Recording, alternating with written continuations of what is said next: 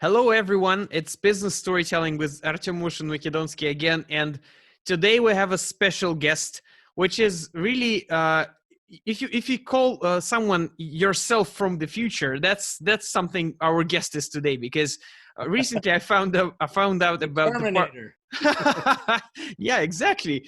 So I've recently found out about Park Howell and his podcast, his amazing Business of Story podcast, which has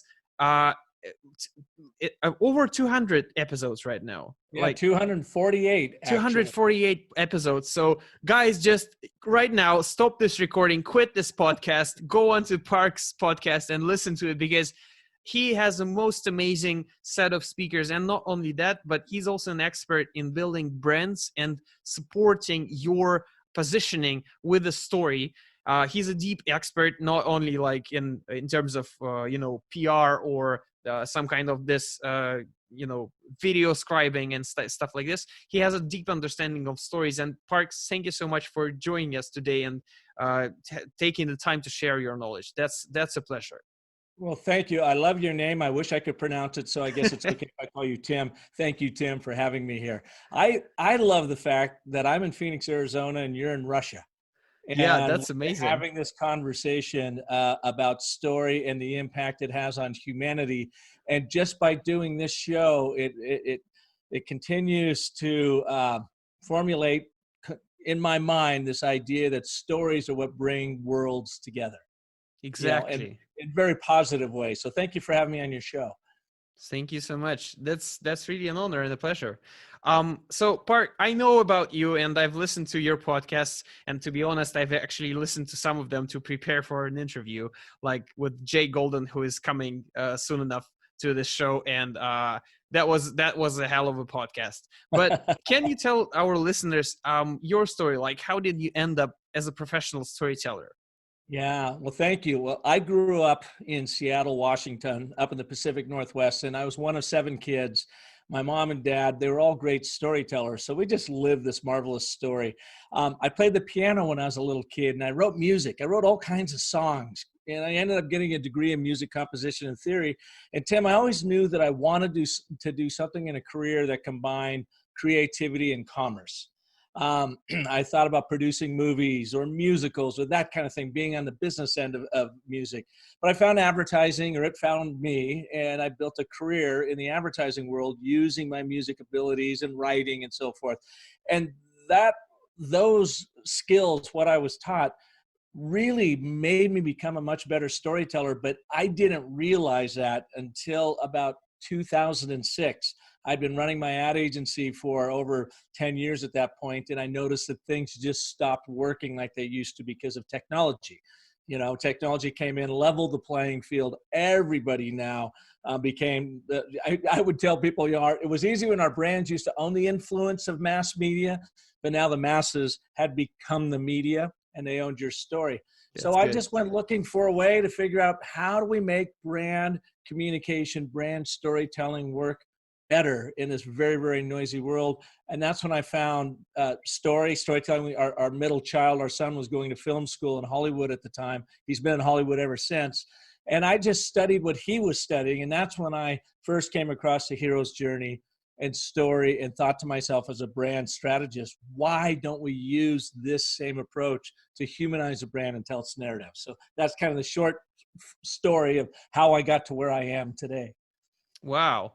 That's really engaging. And I know that a professional storyteller can yield into a story different things, but the way you've put several things about your personal life and the way you've come to it through, the insight that happened to you in your family life. That's great. Thank you so much for sharing. You bet, Tim. So, Park, you've been doing this for quite a long time, and I know that you've been in the advertising most of your career, but honestly, you've been doing stories all along. And some years ago, we could both say that it's a world really full of noise and marketing and stuff like this. And the story can really help you stand out in this world. And honestly, I can feel that even in Russia, not to say about the States and Australia, for example, even in Russia, the world is slowly becoming a world not full of noise, but full of stories, different, engaging stories. So how did it change in the past years? How can we create a brand story that will stand out today? Well, it's a great question. And I think because you are so close to the business storytelling world as I am, it seems like we are getting overrun with stories, when in actuality, if you go out and you really start looking, between the sheets, as we say, brands still aren't doing a very good job of telling stories. Really? Maybe 10% of them are. Yeah, they're not really stories. They think they're telling a story, but they don't have a story structure. They don't have a problem solution dynamic. They're typically placing themselves, the brand, at the center of the message, and that's not right. It needs to be your customer as the hero of your story. The brand plays a more important role of mentor or guide. And so I would argue that, yeah, some of the really good brands, Virgin, Atlantic, Nike, Apple used to tell better stories than they do now. Airbnb, marvelous storytellers. But I think on a whole, you're going to find that still most brands do a really rotten job of storytelling. They think they're telling a story because they're going with their intuition, but they're not being intentional about it, using actual story structures to make it happen. Interesting. At least that's what I've seen. That's been my experience. Well, yeah, that's what I'm asking for. That's great to hear. So given that the world, well, I wouldn't say it hasn't changed, but the situation hasn't changed much in your experience. But can you still give me a hint? Like, I hear that the structure really helps to stand out and to be sensible about your story. What is it about? Can you tell me a little bit more about this? Yeah. So early in my career, I wrote radio commercials. Hundreds of them. It was just the greatest, proving ground. And they would usually give me like these crappy scripts and these, stupid products. And it was just like, and so in order to make it interesting for me, which then ultimately made it interesting for the listeners, I would turn them into these crazy stories. And in fact, I went back and I pulled up radio commercials I did in the late 1980s, early 1990s. I still have them on cassette tape. And I've created a whole podcast episode. It'll be coming out in a few weeks of here's how I cut my storytelling chops. Now, you understand at this time, Tim, I was brand new in my career. I was trying to find my way. I was trying to work with the big fancy agencies, but I just didn't have the experience, and some would argue didn't have the talent, so I couldn't get there. So I landed this job at this small agency. Well, we started writing these commercials and started winning awards, and I had no idea what I was doing because nobody ever taught me. I was purely going off of my intuitive, innate storyteller, which we all have inside of us, and I was just having fun. So I just would write these and throw them out there. And it wasn't until later, when I was running my own ad agency for about 20 years, that we would run commercials, and there'd be like 2 commercials, 30-second, TV spots for a client. One of them would pull really well. The other one wouldn't. And we loved them both because we, produced them. So we loved them like our own kids, but one was an outstanding athlete. The other was a flunky, and we didn't know why. Well, in hindsight, when I went back and looked at it, the reason why this spot worked is it had an innate story structure to it of setup, problem, resolution. This spot didn't. This spot was typically some sort of creative masterpiece, we thought. And it's so brilliant. Everyone's just going to fall in love with this art here. And nobody did. They never got it. That's when I learned that I had to become an intentional storyteller, not just an intuitive one, because my intuitive side would sometimes stray from story structures and just kind of, put something out there creative that didn't actually move the needle or sell anything. So story structure, I think it is absolutely critical in 3 acts: setup, problem, resolution. It's no harder than that. At the very beginning, there's a framework I use called the and, but, and therefore. And I start all of my messaging with it because it creates that conflict or contradiction, that problem in your audience's head.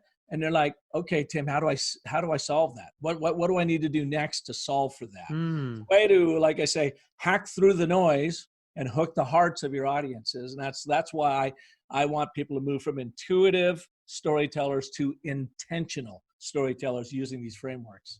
Yeah, that sounds like a really business approach to it, and I love it because honestly, that approach from intuitive to intentional, that's something I can see in terms of a business development. Like, we have a startup and we just, oh, let's do something great, and then you have to be intentional. You have to hire a CEO, a financial guys, and stuff like this. And in the story, the same thing. So it's great that you're telling us about, and the way you present this end button and therefore as the setup, conflict, and resolution.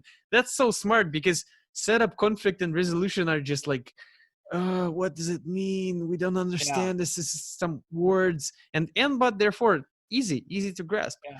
Well, let me share with you then. I'll give you an example of it. Yeah. So for my brand position statement, if you will, there are a lot of brand consultants out there. So I need to stand out from that crowd. Yeah. And there are more and more quote unquote storytellers out there. So I need to stand out from that crowd. And I can use the ABT, and your viewers can do the same thing too. The and is act one. It's the exposition. You're simply setting the stage with set the context and increase its importance. The but is act two. This is where the action happens. But here's the problem. Here's what we're solving for. Therefore, here's where I, the consultant, comes in and solves for it. So here's how I used it. Actually used it on you earlier in this show. I've been in the advertising branding world for 35 years. That's set my context. Right. And I want to increase its importance. And I've helped hundreds of purpose-driven brands grow through the influence of mass media.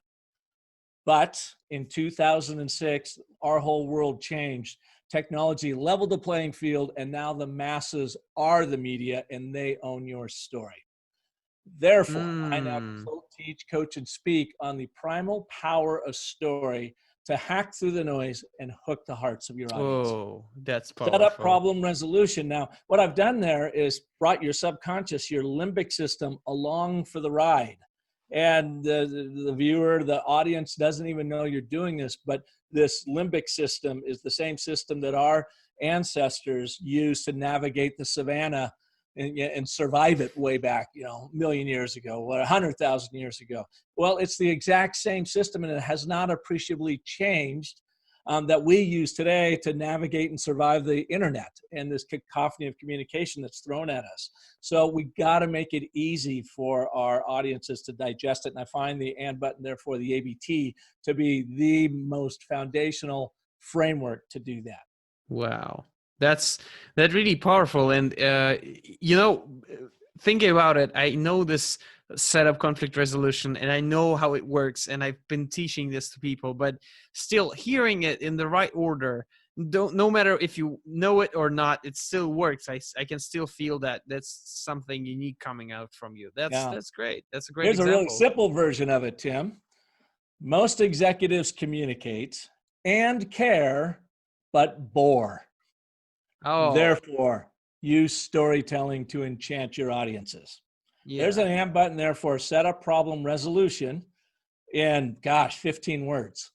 Yeah, really. And it works. I mean, that's not Hemingway, but he wrote shorter, but he didn't write in the business world. So, right. Okay. Well, back to business. And in that sense, I would like to ask you for a real cold hard cash case, because sometimes I can still hear that storytelling is something fluffy and, to make fun, but I know it can bring money to the company. So maybe an example of your experience of one of your clients that really got the cash out of it. Well, and I'm a big believer that you have to measure your storytelling because I personally believe that storytelling is the most valuable yet underutilized asset in business today. And why is that, Tim? It's because you and I and every Homo sapien on this planet thinks in story. We try to imagine a reality that we could all live into tomorrow, basically fiction. What does tomorrow look like? It's fiction until it actually happens. And we're the only beings in the universe that actually communicate and plan and organize through story. and yet businesses don't use it. So I'm a huge believer in not only using it, but measuring it. So for instance, we used and recreated a brand for a healthcare clinic out here called Clinica Adelante. At the time, they had 4 community health centers, and they were really struggling. Well, we reinvented, reframed their narrative to sustainable healthcare for all. And they absolutely lived into that new story. And over the course of 7 years, they grew by 600%.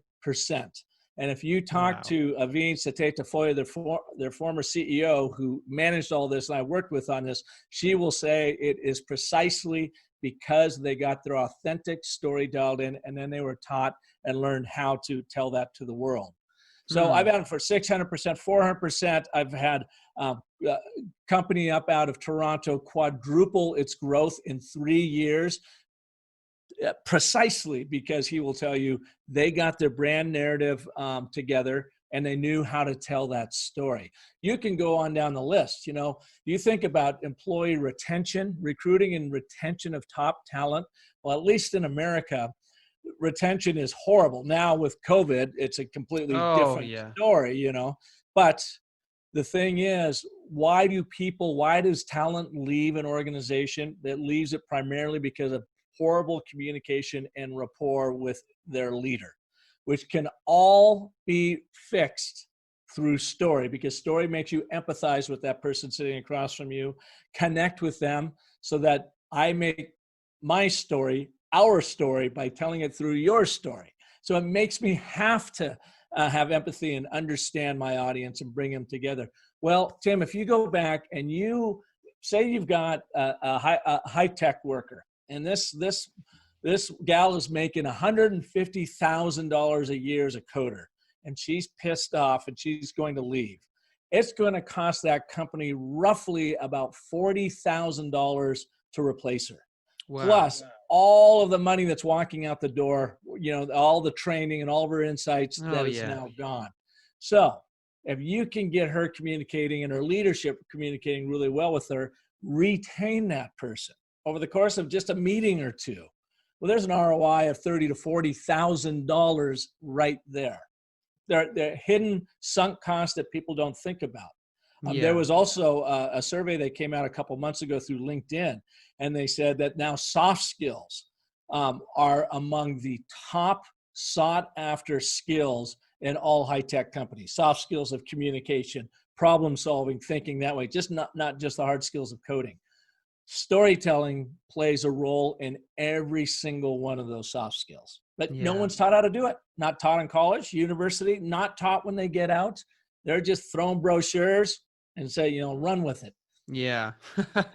I love how you say that stories are not, in these cases you've just told about, and in this LinkedIn study, that stories are not only for outer communication, it's also working inside the organization. Like people who have a brand story, they can associate themselves easier with the company and they can still be engaged. And I've been studying employee engagement for some years, and that's totally true. Something funny about this is that in those surveys we didn't have anything connected to storytelling or stories about the organization. It was either social benefits or wage and your leader and stuff like this. But this soft part is really lacking in terms of even measurement. So I get you.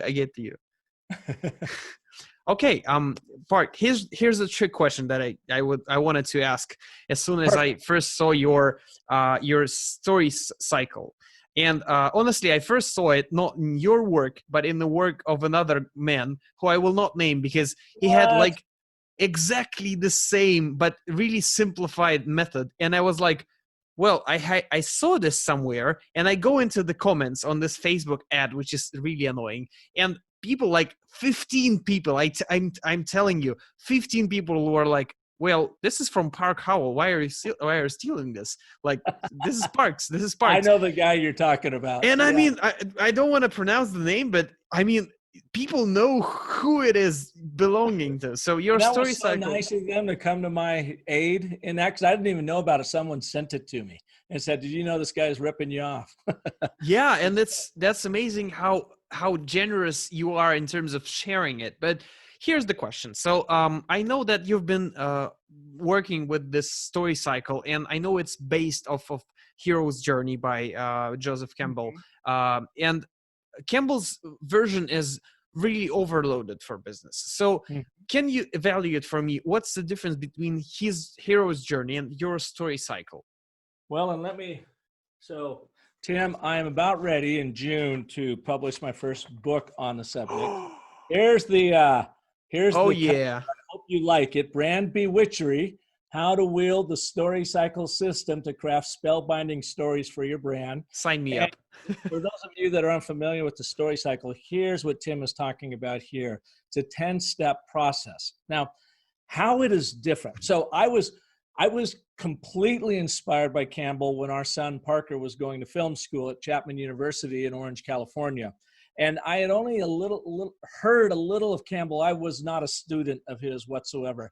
But when I was introduced to the Hero's Journey and read about it, that's, Tim, when I said, oh my God, if this is the way they put together movies and great stories and great narrative storytelling, why don't we use this for brand creation? So the first thing I did is I went and I mapped it to business using this. And I did not take, some Hero's Journey are 17 steps. Others are 12 steps. And there's, a lot of nuance in there. Well, I felt like I had to map it to business. And I just thought, if I was a screenwriter and I was trying to help a brand retell, reframe, or completely invent their brand story, what elements of the story cycle would I go through? And when I started plotting them, I've got backstory, just to set the stage. So that is where you understand what your number one position is in the marketplace. It was a natural connection. You've got to understand what you do differently and more distinctively than your competitors to stand out before you do anything else. And then it got into the hero. And that's the second chapter when I tell brands, you are not the hero of this story. Your audiences are. So let's place them in here. And by the way, the brand comes in step number 6 when we talk about the mentor or guide. So without going through the whole process, all I did is took the overarching Hero's Journey and started mapping it to a business brand strategy. And say, just like I was making a blocking out a movie or making a storyboard for a brand narrative. And then that's where I started. And at first it was complicated. And the more I did it, the simpler I got. And since then, now I teach these small little frameworks such as the ABT and the 5 primal elements of story that all work within sight of this bigger framework. So a lot of people don't even use the bigger framework because they're not doing brand work, but they use my other frameworks for storytelling. They're all basically based on the same thing, the hero's journey at different lengths. That's good. Sense. That's good. Yeah, and thank you for not like evaluating the whole book right now, because sign me in on this one. I know that there's a book, Building a Story Brand by Donald Miller, and he's also working with kind of a hero's journey based formula, but it's more based on marketing and not how you communicate the story, but rather how you build a website. And and it's also great. It's technical, and it was translated to Russian recently. And I hope yours is. It's a good book, and their approach is good. And I'm glad you've identified that. It's a bit of a misnomer when they say story brand, because theirs really isn't about branding. He's doing a really good job of getting people crystal clear on a marketing message and then helping set up your website. And I've done StoryBrand myself because I wanted to check it out, and his work is really good. I mean, Donald Miller is very smart. Mine is different in that it literally comes from a brander. 35 years of branding. Donald Miller has been a best time, New York Times writer. Wonderful books he's written, but he comes from an author's standpoint. And how mine is different is it takes you deeper into really understanding who you are and what your brand is about before you do a story brand thing. This is like, what really makes us different and therefore better in the marketplace, and how do we communicate that? Like, if you take your book, you should go first before we build a website, because you cannot build a website until you understand who you are and like why you're doing what you're doing. So, you're so right. That's great. I wish your book the best of luck in these tough times. I mean, I hope it all turns out okay, because you can't predict in this world, but No, Keeping I my just gotta fingers go crossed.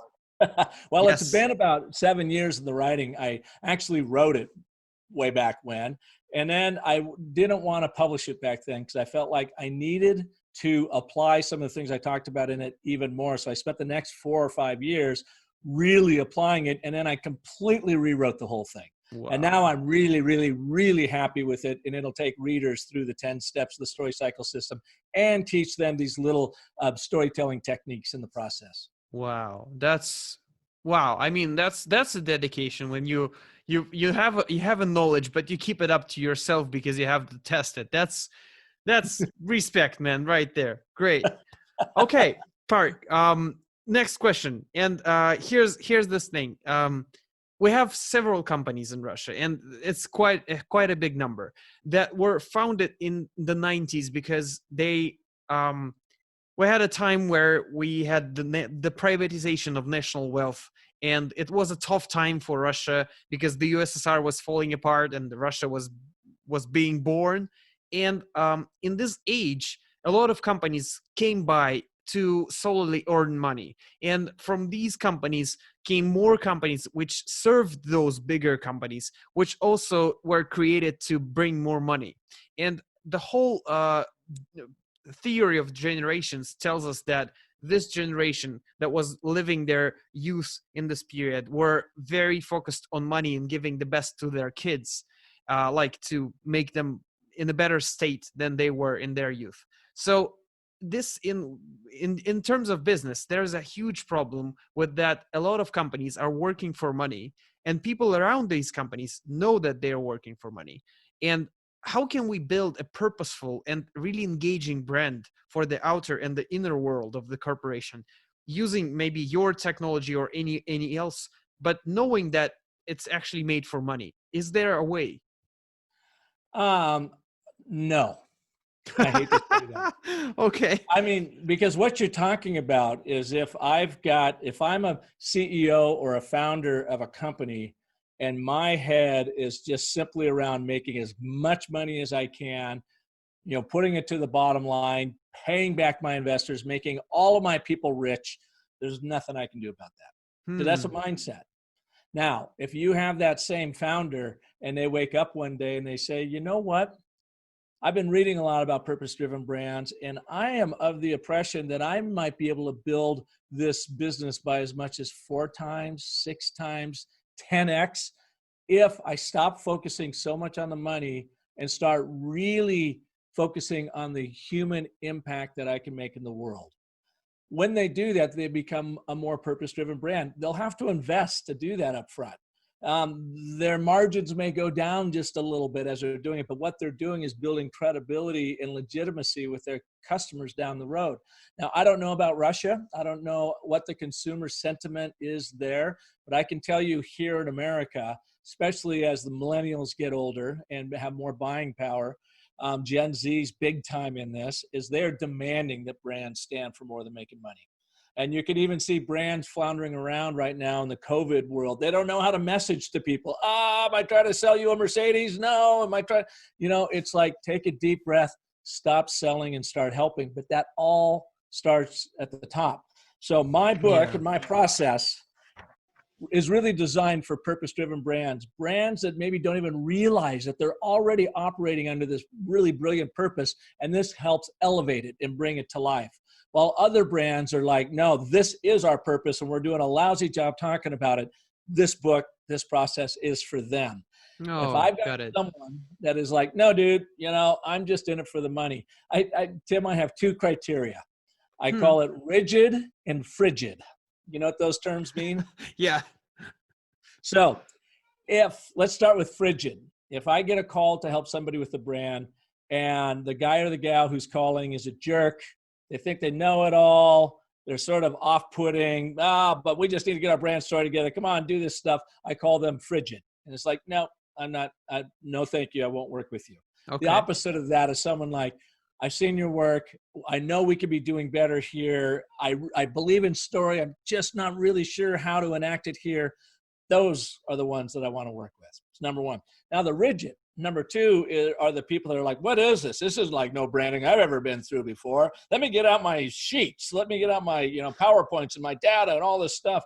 They're so rigid in the old way of doing business. They're so stuck in status quo that even though they might be giving lip service to, I want a new brand story, they can't shake themselves out of it. They're fearful of actually going down it. So that's the frigid.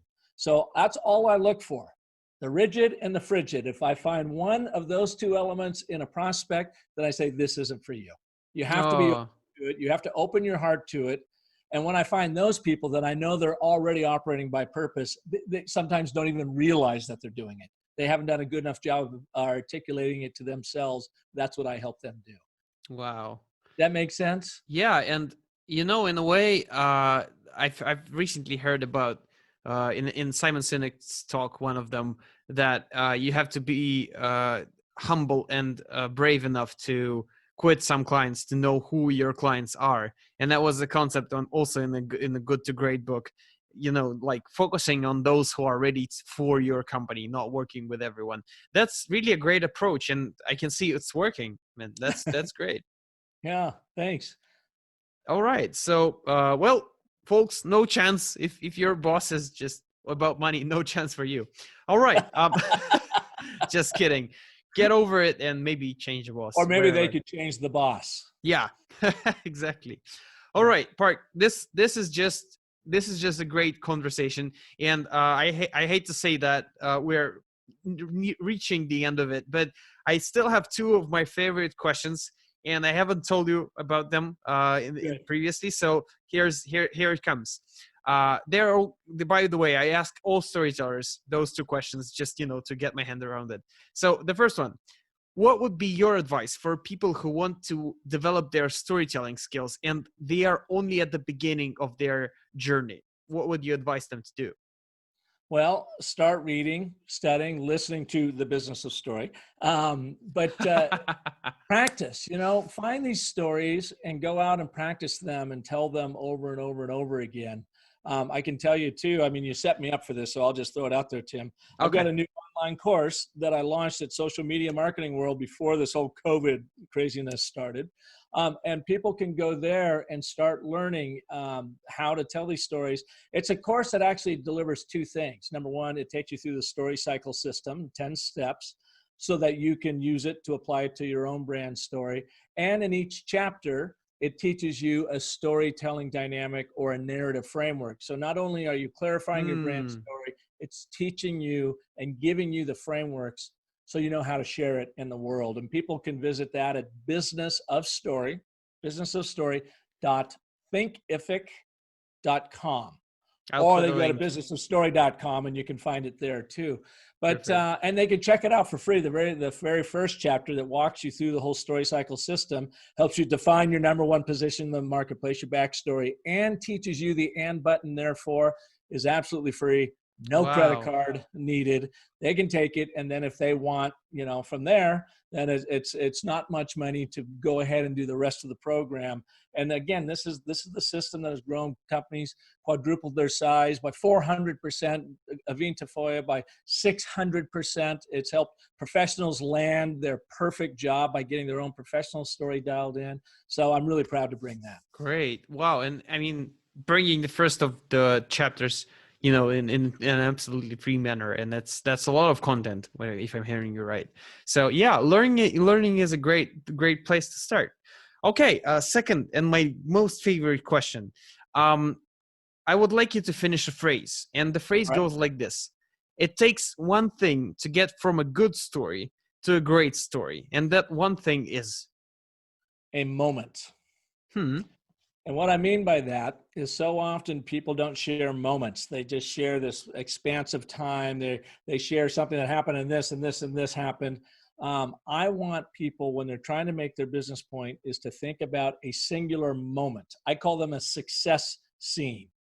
A moment in time that you or your product offering or something that you are selling has had a significant, purposeful impact on a customer's life, an employee's life, a community's life, or whatever, and take us to that very moment.